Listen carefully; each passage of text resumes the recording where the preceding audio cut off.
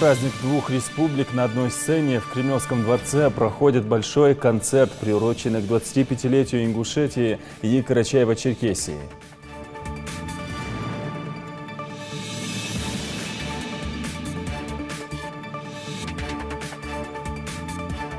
Юнусбек Евкуров раскритиковал качество работы очистных сооружений в Сунже. Глава региона совершил инспекционный выезд.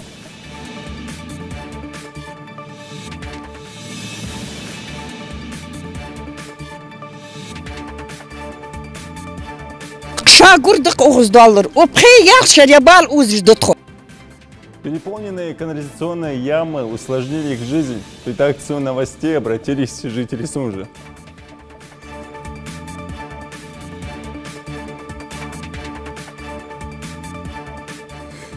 Второй день ведутся работы по укладке асфальтобетонной смеси.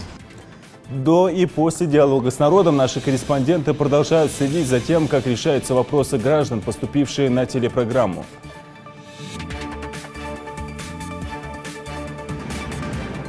И прежде всего благодарна своим ученикам, которые сделали мне славу. За заслуги в развитии науки и образования учитель Карбулакской школы получила почетную грамоту от президента страны.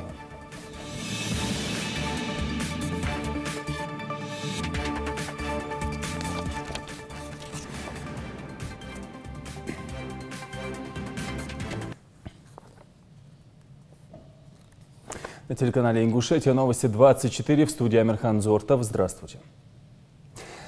В Кремлевском дворце проходит большой праздничный концерт, приуроченный к 25-летию образования Ингушетии и Карачаево-Черкесии. В юбилейном мероприятии участвуют ведущие артисты и мастера сцены, творческая интеллигенция двух республик, а также приглашенные звезды российской эстрады.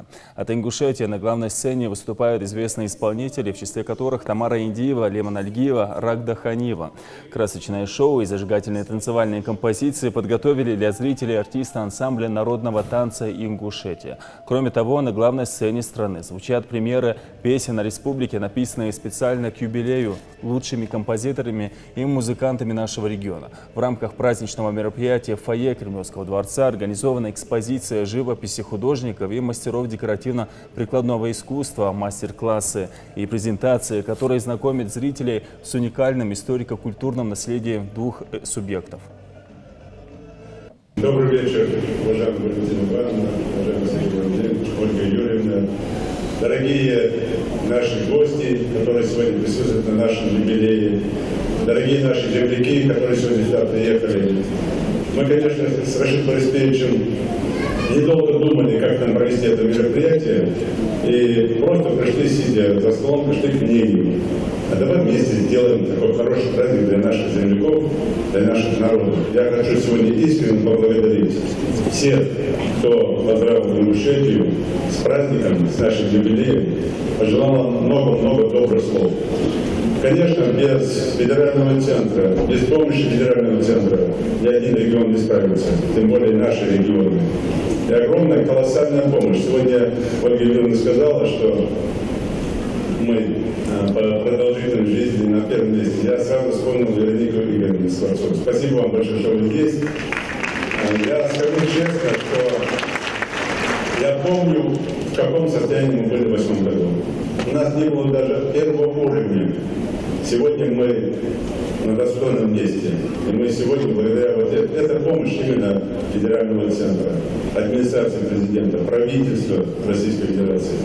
Всем огромное спасибо. Я хочу лично сказать спасибо здесь, Ольге Юрьевне, вам лично, за ваше личное участие в наших вот этих социальных и других проблемах. И, конечно, нашему министру, как мы его так называем, Андрей Владимирович, спасибо большое. Всем нашим федеральным министрам, всем руководителям. Мы это видим, народы наши видят это все. И мы ценим это. И, конечно, мы будем делать все, чтобы вас не подвести и делать для наших народов все лучше и больше. Мне хочется сегодня поздравить наш братский карачаево-черкесский народ, своего брата Рашида Борисовича, с праздником, с юбилеем, с 25-летием. Нам вместе 50 лет. И я надеюсь, что мы вместе отпразднуем еще 100-летие. С праздником всем мира, добра нам всем, процветания нашей великой стране России. Спасибо. Уважаемая Валентина Ивановна, уважаемый Сергей Владимирович, Ольга Юрьевна, Я с огромным удовольствием сегодня имею честь выступать с этой высокой трибуны, с этой сцены. Конечно же, я хотел бы много рассказать о своей родной республике, которую я считаю самой красивой, самой лучшей.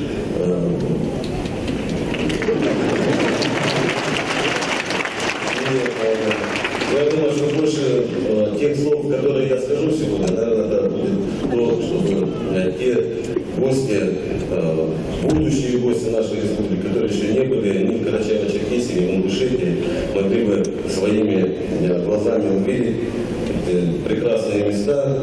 Хотел бы поблагодарить всех жителей нашей республики, которые внесли огромный вклад в развитие и становление молодой Карачаево-Черкесской республики. И, конечно же, хочется, чтобы на сегодняшний день мы вместе с Республикой Ингушетия не только находились на этой сцене, а также продолжали быть таким форпостом нашей великой страны вместе со всеми республиками Северного Кавказа, нашим южным таким рубежом. И мы это делали и будем делать. Я хочу выразить слова искренней благодарности правительству Российской Федерации, администрации президента, Валентина Ивановна, лично вам и всему федеральному собранию за ту огромную поддержку и помощь, которую вы сегодня оказываете для наших двух республик. И, конечно же, я также хочу поздравить своего брата Юнусбека, всех жителей прекрасной республики Ингушетия с этим праздником. Подписываюсь под всеми словами Юнусбека Вангелича о том, что мы следующий юбилей, уже 100-летний, также вместе отмечаем. Спасибо большое. Всем здравствуйте. Юнусбек Евкоров посетил ряд объектов в Сунже, ознакомился с эскизами озеленения и благоустройства дороги на аэропорт. Затем глава побывал на участке, где планируется построить здание для регионального ФОМСа. Юнусбек Евкоров поручил начать строительство в воскресенье и в течение 2 дней выдать подрядчику соответствующие документы. ФОМС должен стать ближайшим соседом станции скорой помощи. Глава обратил внимание на то, что оба объекта входят в сферу здравоохранения. Важно, чтобы они содержали, в частности, в чистоте и порядке близлежащую территорию. Более критичным разговор получился в районе новых многоквартирных домов, где проблемы сейчас начали возникать по работе очистных сооружений. По словам специалистов, они не работают на должном уровне. На этом примере глава поручил правительству до 10 октября проверить функционирование всех очистных сооружений в республике и выявить все нарушения. В данном случае в Сунже комиссии необходимо в течение нескольких дней выявить все недочеты и разработать предложения по их устранению. Задыхаемся от зловония. С такой жалобой в редакцию новостей обратились жители улицы Висаитова в Сунже. Источник невыносимого запаха – переполненные канализационные ямы. Неоднократные обращения населения в соответствующие инстанции результата пока не дали. Жители пытались и своими силами справиться с антисанитарией, но тщетно. Вместе с сотрудниками комэкологии на место выезжала наша съемочная группа. Репортаж Светланы Томовой. شاگردق اوز دلار و بخی یخ شریع بال اوزش دتخو از کل ذاتی تخش حج اختون حج کور عدلیش یاست از حج اولزنیقی حج اولجیز یختخیر. Жильцы многоквартирного дома по улице Висаитова бьют тревогу. Переполненные канализационные ямы образовали здесь, можно сказать, целое болото. С этой проблемой они борются вот уже 6 лет, но со стороны местных властей пока никакого решения не видно. Невыносимый запах по всей округе и полная антисанитария отражается и на здоровье жильцов, особенно пожилых людей. 80-летняя Роза Мархиева за эти годы уже вдоволь надышалась канализационным запахом. حالتها نقبلش دينا صار четвертом году عايقتا ديني سياسة سموق باقي ناخبتش يجي يختخير.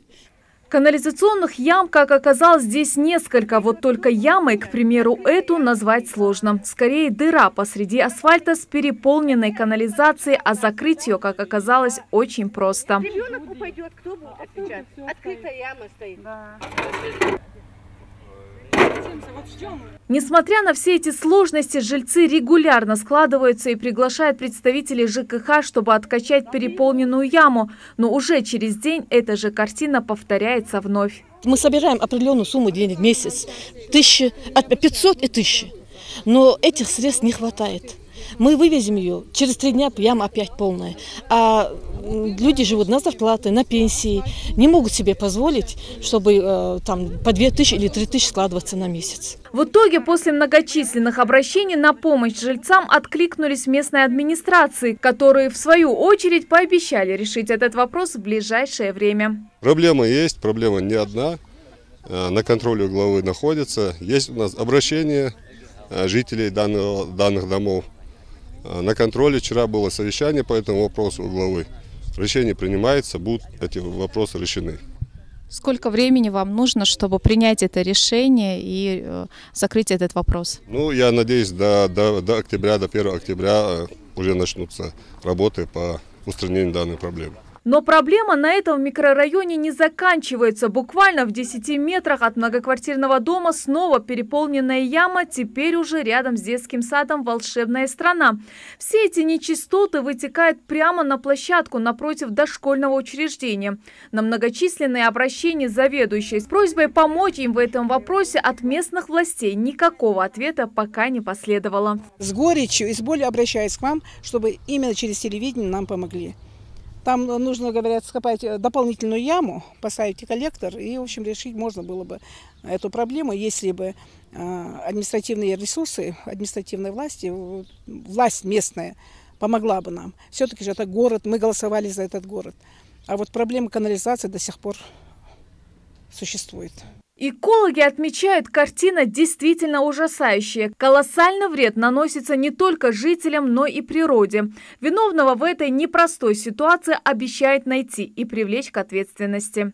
Комитет со своей стороны принимает вот то, что сегодня видит как обращение граждан, хотя к нам письменно обращения не поступали, но мы это принимаем как обращение граждан, и согласно специальному закону, 59-й федеральный закон о порядке рассмотрения обращений граждан, мы, естественно, это все рассмотрим, примем меры, которые можем принять в рамках существующего законодательства, в рамках имеющейся компетенции. То, что выходит за пределы нашей компетенции, мы примем меры, чтобы другие организации, другие государственные органы тоже поработали на данной ситуации, направим им информацию официально. Я думаю, что из этого что-то получится. Казалось бы, администрация города пошла навстречу жильцам дома, согласившись откачать переполненную яму. Но возникает вполне логичный вопрос. До каких пор нечистоты придется откачивать, если корень, а точнее причину проблемы, никто устранять пока не думает? Светлана Томова, Хаваш Гойгов. Новости 24. Обращения, поступившие в адрес главы республики на программу «Диалог с народом», продолжает изучать специальная комиссия. Некоторые вопросы удалось решить в первые же дни после выхода телепроекта в эфир или же приступить к их решению. Как, например, просьба жителей Аки-юрта. Сельчане долгое время испытывали неудобства из-за отсутствия дороги, связывающей социальные объекты. После телепрограммы там начались работы по укладке асфальта. Материал Залины Могушковой.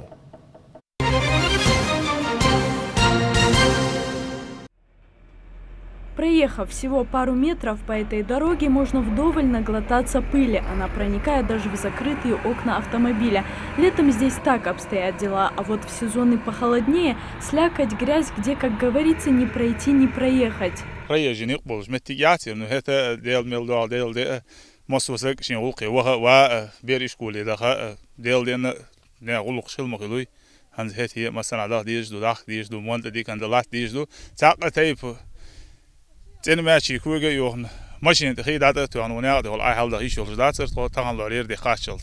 С просьбой оказать содействие в асфальтировании этой дороги к главе республики обратился имам сельской мечети Абу Хадаев. Видеовопрос о проблеме Аки-юрта прозвучал в эфире «Диалога с народом», который прошел в начале этого месяца. Мы надеемся, что вы сделаете все возможное, чтобы решить эту проблему. Обязательно посмотрим, записал и эту дорогу посмотрим, и эта задача стоит перед Ингушавтодором. Ну и для жителей села говорю, что мы в этом году начнем уже, по крайней мере, земляные работы, в следующем году там завершим то, что строительство дошкольного учреждения. Только единственное, я там еще раз дал поручение, где мы это будем делать, или в районе школы, где сейчас новая школа, или же в районе старой школы, это в центре села. То есть посмотрим, как удобнее жители, как они выбрали, так мы и сделаем. А по дороге, я думаю, что мы в этом году там решим эту задачу. Буквально на второй день после диалога с народом здесь побывал вице-премьер Багаудин Аздоев. Он пообщался с главой местной администрации и обозначил ответственных за выполнение дорожных работ и сроки асфальтирования участка. Очень скоро здесь появилась строительная техника. В кратчайшие сроки были мобилизованы все специалисты, необходимая дорожная техника, автотранспорт, необходимые материально-технические ресурсы. И вот в ближайшие несколько дней, уже второй день, ведутся работы по укладке асфальтобетонной смеси. Новая дорога шириной 6 метров. Под 10 сантиметрами асфальтобетонной смеси уложено до 30 сантиметров гравия. Строители обещают, новая дорога прослужит как минимум 8 лет. Работа завершена практически наполовину. Поливочные работы проводим, асфальт, чтобы основание уплотнить больше, лучше, что было. И гравий мы проложили. Сегодня закончили гравийные работы. Вчера мы начали прокладывать асфальтобетонную смесь. Укладку асфальтобетонной смеси. Уже километр проложили. А земполотно уже 2 километра полностью мы завершили. Это одна из важных дорожных артерий, которая соединяет две части населенного пункта. Плохая дорога в 2 километра отделяла жителей обеих сторон от таких социальных и культурных объектов, как школа, амбулатория, местная библиотека и сельский дом культуры.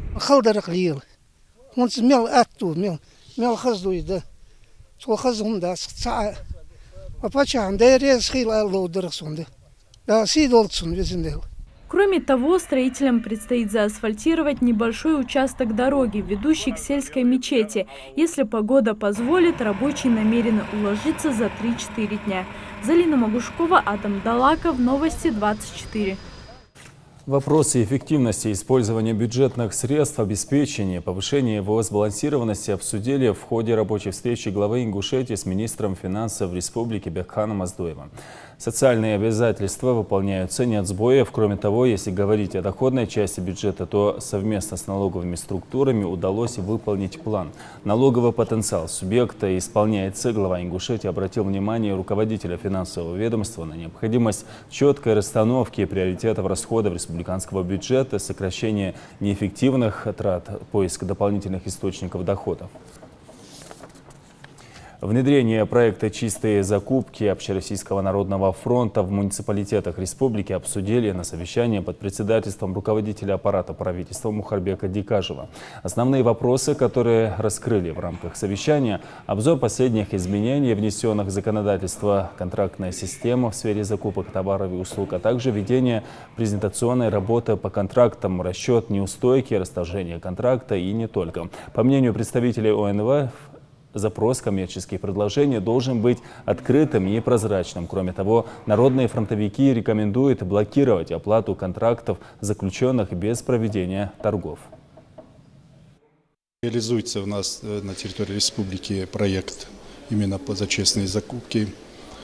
Сегодня выданы ряд рекомендаций нашим всем и контрактным управляющим, и руководителям органов исполнительной власти, органов местного самоуправления, которые ответственны за эти закупки, эти рекомендации. Мы, конечно, хотим, чтобы и под наблюдением, непосредственным сопровождением Общенародного фронта за качеством проводимых закупок, проводить эти закупки в первую очередь честно, проводить эти закупки открыто, чтобы людям это было понятно, чтобы те желающие, которые участвовать хотят, желать в реализации этих закупок, проведении этих тендеров, чтобы они имели равные возможности участвовать в этих закупках. Есть случаи, когда ущемляются права предпринимателей, их незаконно под разными предлогами выводят из аукционов. Да. Таких случаев только выявлено 27 случаев. Да. Часть из них была передана антимонопольной службе по республике Ингушетия. В центральной части Назрани идет благоустройство нового сквера. Работы ведутся в рамках партийного проекта «Единая Россия. Городская среда». Городу на благоустройство выделено 7 миллионов рублей. Эти деньги пойдут как на развитие общественных мест отдыха, так и на благоустройство дворов многоквартирных домов. Слово Зареме Евлоевой. Частный сектор в районе городской администрации считается самым завидным уголком в Назрани.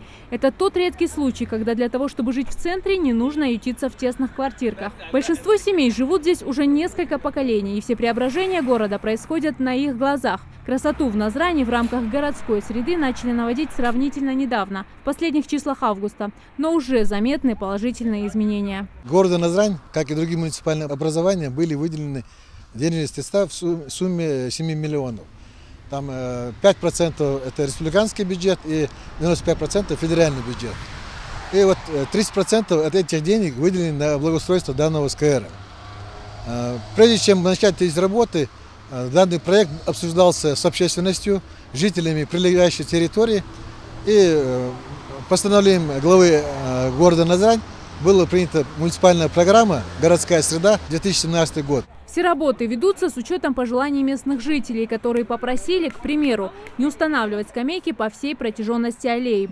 Городские власти предложили альтернативу. Для лавочек отвели 2 отдельные зоны отдыха на разных концах сквера, а все остальное пространство оставили для пеших прогулок.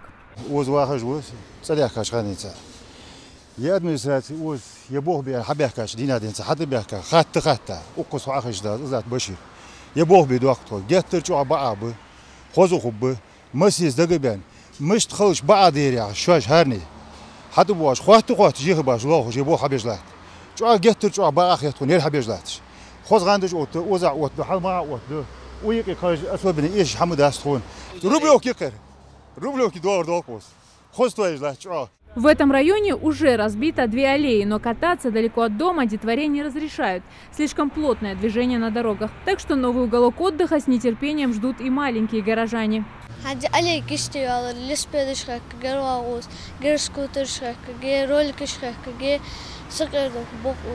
Дорожки почти готовы, зоны отдыха обозначены, фонари установлены. Работы по благоустройству завершены на 70%. Остается лишь установить лавочки, завести грунт и позаботиться о том, чтобы к следующему лету глаз жителей радовал сочный газон. Поступили предложения от жителей, которые по соседству живут. У нас был богослов Эсмурзи Магомед Башир. Вот назвать этот сквер в честь него. Но это уже будет такая процедуры, что они должны подать заявку в администрацию, там комиссия это рассматривает, отсылается материал в правительственную комиссию. Если там пропустят это все, потом мы горсовет назовем аллейку имени Эсмурзи Магомед Башир. Проект «Городская среда» охватил всю Россию. Сроки его реализации 2017-2022. За 5 лет единороссы планируют разбить сотни аллей и скверов и благоустроить тысячи дворов многоквартирных домов. В Назрани уже выделено несколько дворов, которые в скором времени также преобразятся. Зарема Ивлоева, Адам Далаков, Новости 24. 35 лет, посвященных своей профессии, принесли Шарии Майоровой уважение со стороны коллег и учащихся, а также почетную грамоту от президента страны. Такому вниманию она удостоилась за заслуги в развитии науки, образования, подготовки квалифицированных специалистов. Учитель с большим стажем работает в 3-й школе Карбулака. С ней встретилась Амина Бокова. На любой вопрос учителя здесь, что называется, лес рук. А как иначе, ведь урок заслуженного учителя по-другому проходить не может. Шария Майорова, как никто другой, знает, чтобы превратить изучение правил правописания в увлекательную игру, достаточно немножко терпения и любви к детям. Тяжелому и кропотливому труду учителя она отдала 35 лет жизни и награждена грамотой президента России. Учителю средней общеобразовательной школы номер 3 города Карбулака.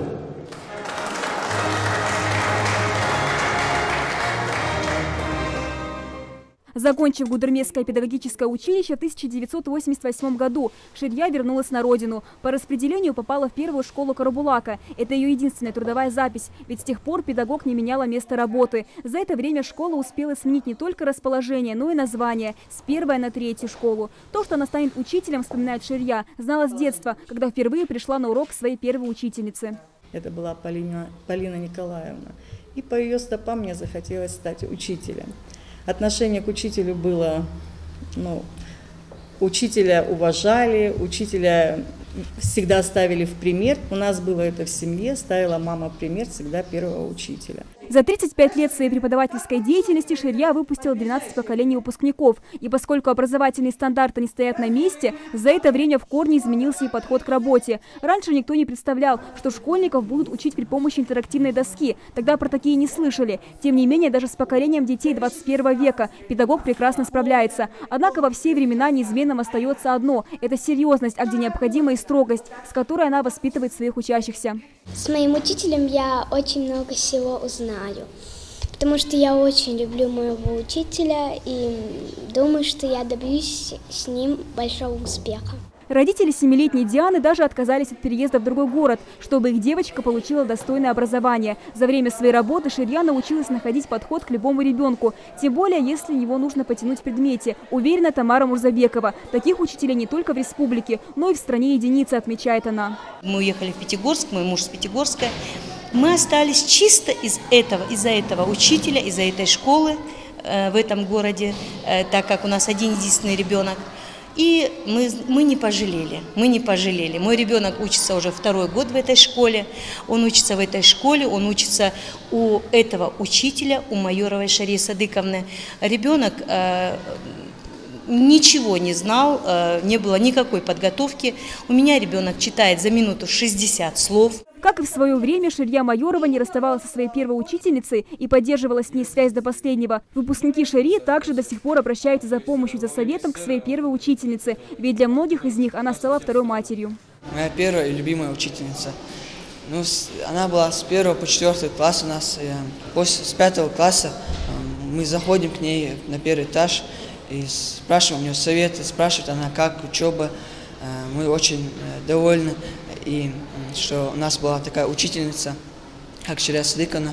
В коллективе Шарью Майорову очень ценят не только как коллегу, но и как честного и порядочного человека. Айшат Погорова знакома с Ширьей с ее первого рабочего дня в этой школе. Любовь к детям, желание работать в нерабочее время – те качества, которые и делают ее незаменимым учителем. Только она начала работать, можно было понять, что из нее действительно вырастет удивительный человек.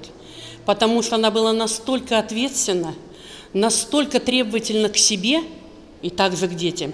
И это она учила и прививала детям с самых первых дней. Когда она выпускает 4 класс, я уже задолго начинаю ломать голову, как угодить всем, кто хотят попасть в ее класс.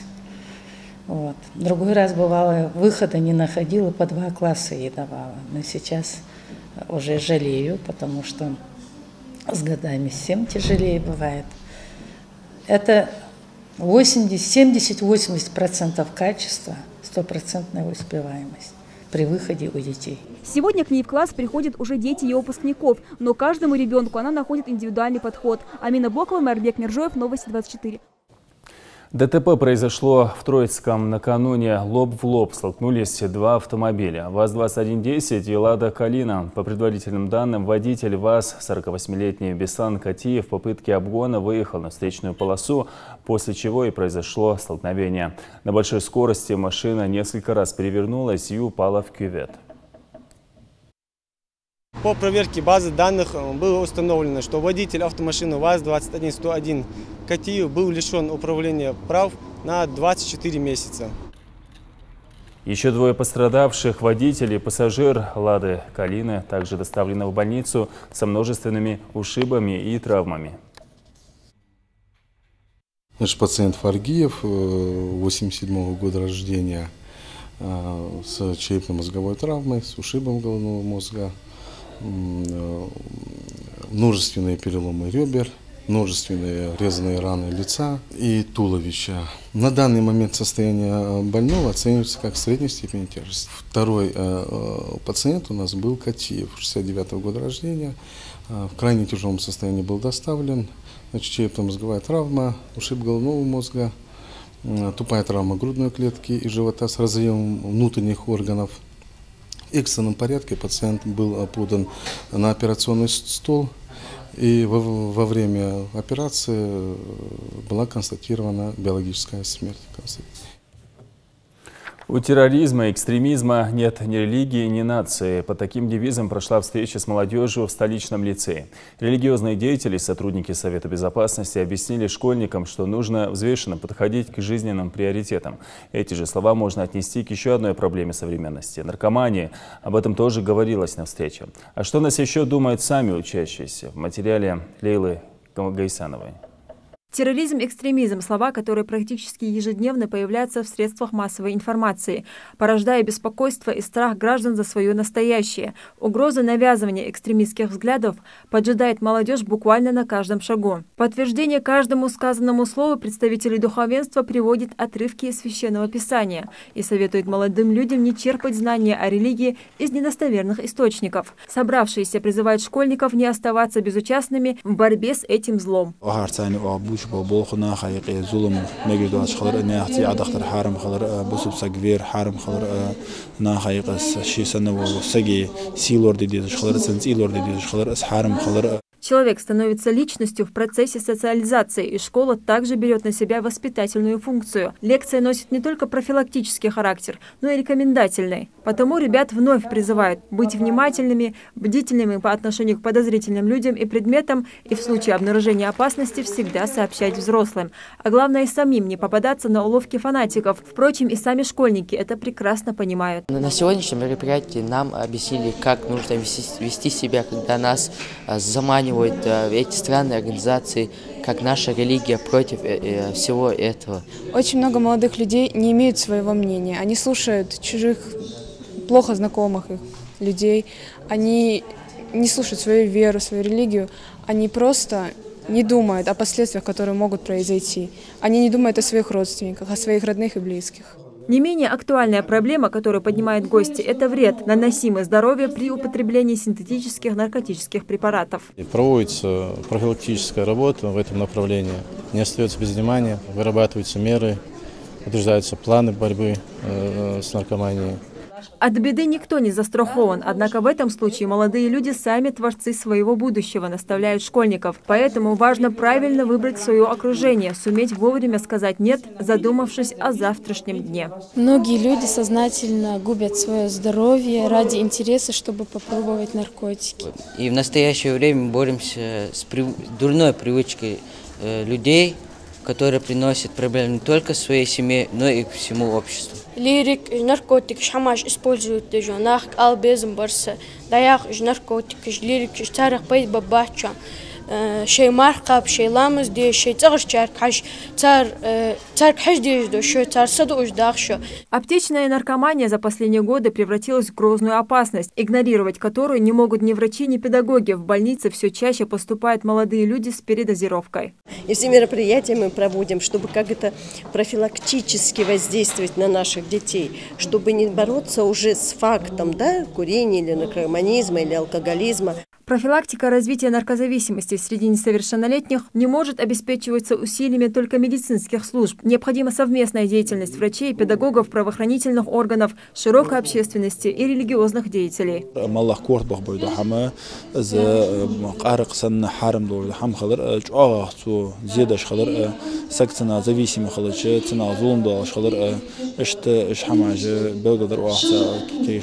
Как же наверняка защитить ребенка и в целом избавить от этих пороков все общество? Один из вариантов – проводить целые дни в различных кружках по интересам, будь то спорт, искусство или рукоделие. Достаточно сделать доступным такое времяпровождение, чтобы занять досуг подросткам. Конечно, не стоит забывать о роли профилактики. Лейла Гайсанова, Адам Долгиев, Новости 24.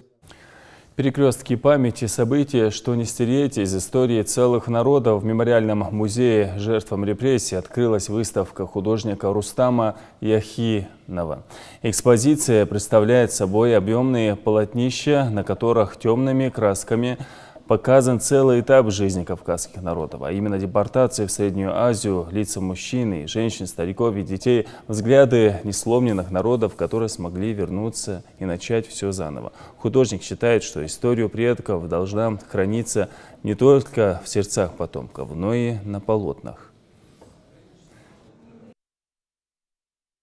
Эта тема затрагивает все семьи, и я просто не мог мимо пройти такой темы. И очень долго собирался с мыслями, потому что нужно как-то психологически к ней подготовиться. Нам нужно, особенно подрастающему поколению, осмыслить то, что было, и чтобы уже не повторилось, не допустить ни в коем случае того, что произошло. Это уже зависит от нас и зависит от поколения, которое будет расти. Сегодня во многих странах отмечается Всемирный день без автомобиля. Традиция зародилась в Англии в 1997 году. Затем к движению официально присоединилось более 50 стран. Он проводится с целью пропаганды идеи пешего и велосипедного способов движения, а также использования общественного транспорта. Подсчитано, что каждый день автомобиль убивает более 3000 человек. Большое количество машин уже стало глобальной проблемой. Как начать свое дело, знает семья Цычоевых. Благодаря собственным усилиям и поддержке со стороны фонда предприниматели смогли заняться фермерским хозяйством. Они круглый год выращивают огурцы, томаты и реализуют их среди местных потребителей. Слово Руслана Албогачева.